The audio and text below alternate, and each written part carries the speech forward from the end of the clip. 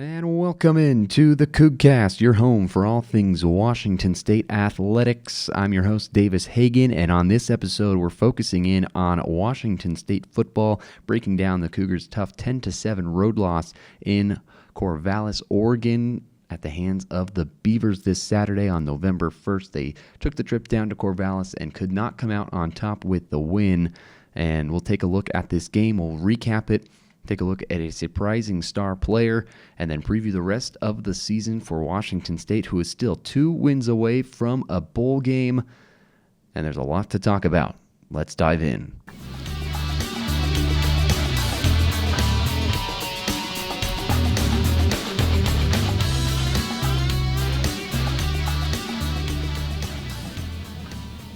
It was a tough back-and-forth game this Saturday against Oregon State. It was a 10-7 final score. It was a defensive battle through and through. I was fortunate enough to be there on the call with Nathan Eshelman in Corvallis. That was a tough road game. Just like last year, Washington State goes in with high expectations on the year to end the season in November. They fall to the Beavers once again. Last year was a 41-38 final score. This year, totally different feel to the game. 10-7 the final. And when you can only score 7 points against a team that comes into the game 1-7, although Oregon State had played a lot of really good teams and played them very close, it's not a good look on your season if you're Washington State. They fall to 0-1 in the Pac-12. Oregon State goes to 1-0 in the Pac-12 and takes the lead in the conference. That win for Oregon State sets them up to have something to play for the rest of the season, as the next matchup between these two teams is on November 29th. Now let's take a look at the recap of this game. Washington State just could not get anything going on offense. The entire game felt like it was a car stuck in the mud, spinning its wheels over and over again, trying the same thing, and it didn't work. Unfortunately for Washington State, Zevi Eckhouse was just 13 of 24 for 146 yards, 0 touchdowns, and 2 interceptions. And this is the first time in a Cougar uniform that Zevi Eckhouse has not thrown a touchdown in a game that he has started. He had thrown at least one in all 6 of his previous starts. In this game, his 7th start at Washington State against Oregon State, a team he was on the field for last year in Corvallis, didn't get to play at all. He was on the sideline. He's still standing on that turf. He was there in Corvallis at Reser Stadium. He knew the heartbreak of that loss to the Oregon State Beavers, and he comes in this week and has a lot to play for. Washington State needs 2 wins to get to bowl eligibility, and he comes out and he doesn't have his best day. The opening drive that looked pretty positive for Washington State overall, they moved the chains a couple of times, and then on 3rd and long, Eckhouse goes long to Carter Papps in double coverage, and it's intercepted by Jaheim Patterson, and that really set the tone for the entire game. Oregon State got the big boost of energy they were looking for early in this game. It was an arm punt of sorts from Zevi Eckhouse, but it really jolted that Oregon State sideline to come to life, and the Beavers, you got to give them a whole lot of credit, because 1-7 coming into this game, you fire your head coach, your offensive coordinator is different, your defensive coordinator is different, your special teams coordinator is also your head coach, and credit to the Beavers to come in and play hard. I had a feeling that it was going to be a tough game for Washington State, just because every time you play this Oregon State squad, they're going to play you close. They have a lot of pride, and their fans always show up. It's always loud at Reser Stadium. And with those new renovations, a lot of people like to show up no matter what the record is of their team. And it was a great showing from the Orange and Black, but the Crimson and Gray of Washington State just could not get it done at all. Kirby Voorhees was able to score a touchdown late in the second quarter. He was their leading rusher on the game, 10 carries, 46 yards, and a touchdown. His long was 13. A surprise long of the game in the rushing totals was Angel Johnson with his 21-yard carry. So we flash forward from talking about how well Oregon State played to how poor the offense was now for Washington State, which is truly unfortunate, especially coming off that win last weekend against Toledo, 28-7. Things looked great. Their defense played lights out. Their offense finally came to life and gave that defense an extra boost, gave them time to rest on the sideline.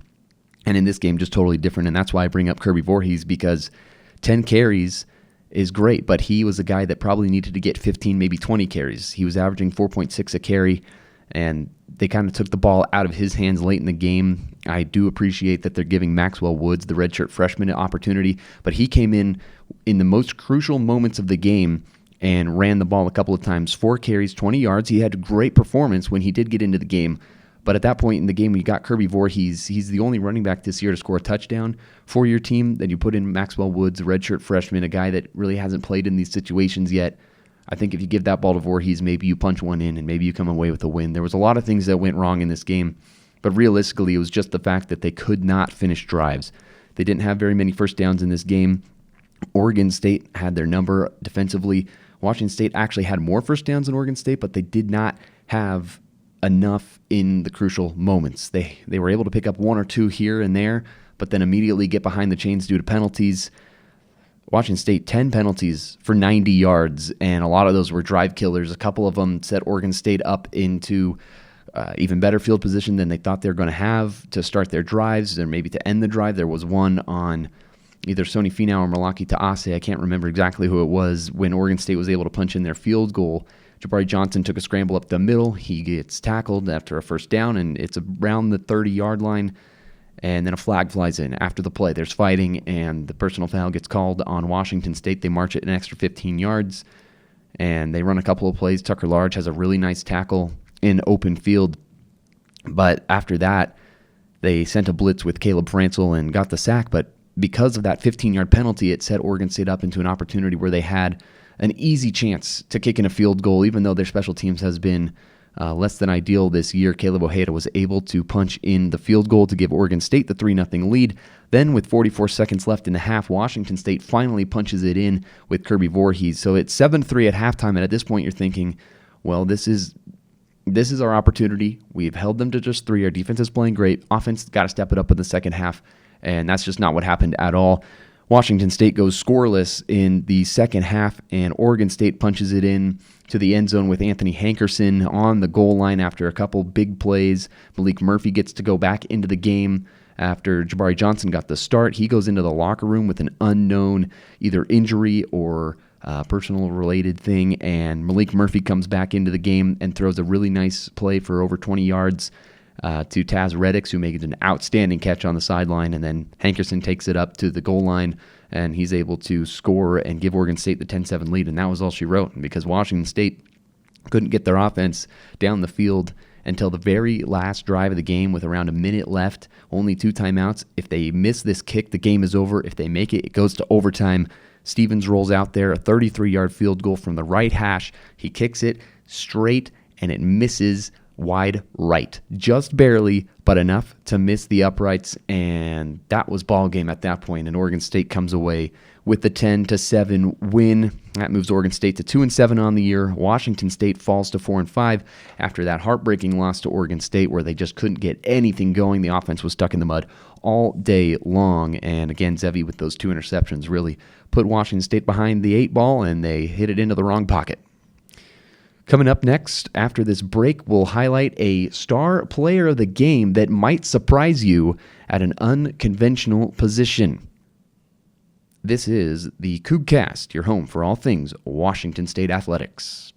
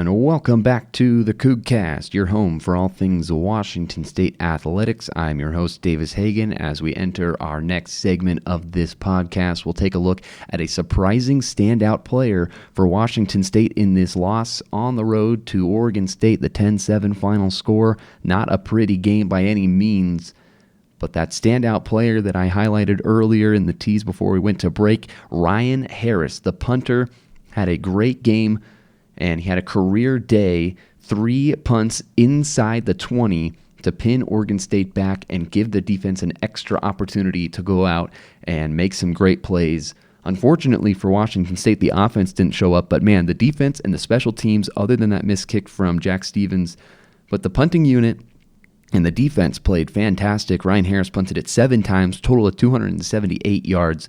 That's a 39.7 average, just about 40-yard average, and that's the kind of punting you need in a game like this.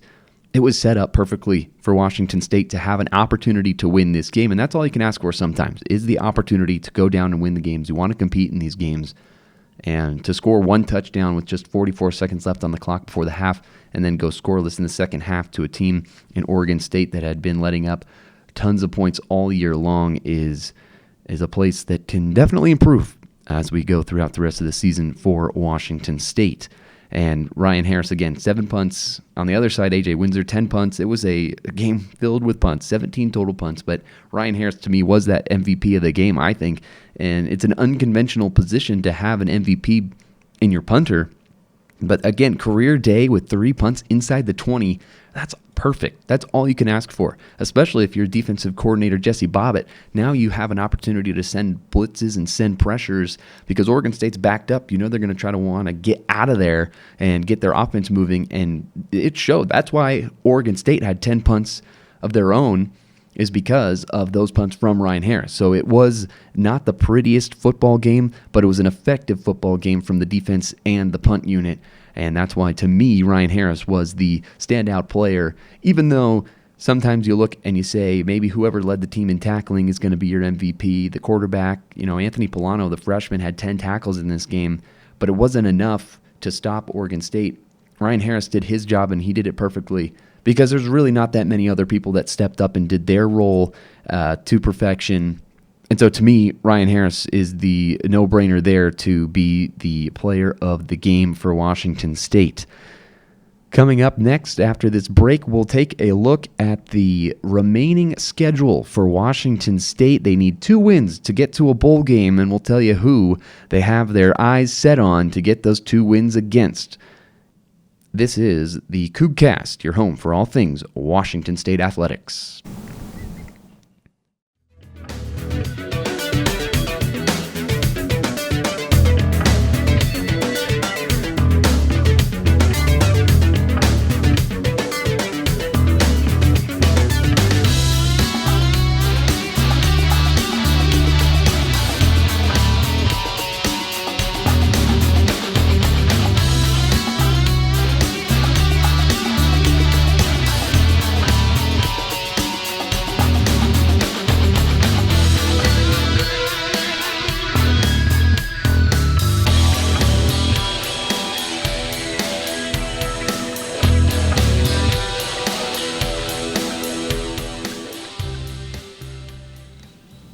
Welcome back to the Coug Cast, your home for all things Washington State athletics, and what a remaining schedule Washington State has in front of them.